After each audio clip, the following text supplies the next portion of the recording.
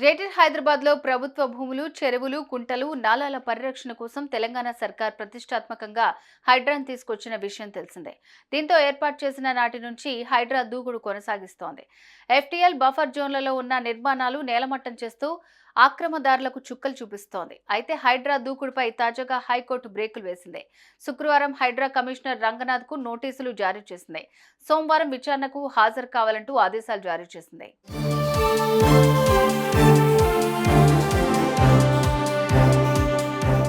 హైడ్రా చెరువులను, నాలాలను కబ్జా చేసి నిర్మించిన భవనాలను నేలమట్టం చేస్తూ దూసుకుపోతోంది.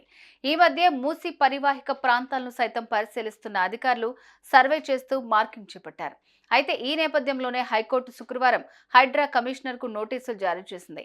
ఇటీవల సంగారెడ్డి జిల్లా అమీన్పూర్ మండలం కిష్టారెడ్డి పంచాయతీ శ్రీకృష్ణనగర్ లో మహ్మద్ రఫీ గణేష్ కన్స్ట్రక్షన్ కు చెందిన ఆసుపత్రి భవనం కూల్చివేయడంతో బాధితులు ఈ నెల 20న హైకోర్టును ఆశ్రయించి పిటిషన్ దాఖలు చేశారు.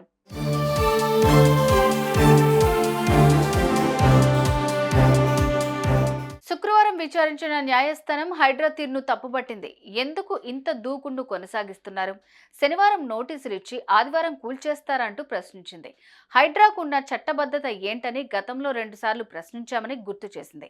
హైడ్రా కేవలం నోడల్ ఏజెన్సీ మాత్రమేనని పేర్కొంది. గతంలో ఇచ్చిన తీర్పును ఉల్లంఘించినందుకు హైకోర్టు హైడ్రా కమిషనర్ రంగనాథ్ కు, అమీన్పూర్ తహసీల్దార్ కు నోటీసులు జారీ చేసింది. ఈ నెల 30న విచారణకు హాజరు కావాలంటూ ఆదేశాలు జారీ చేసింది.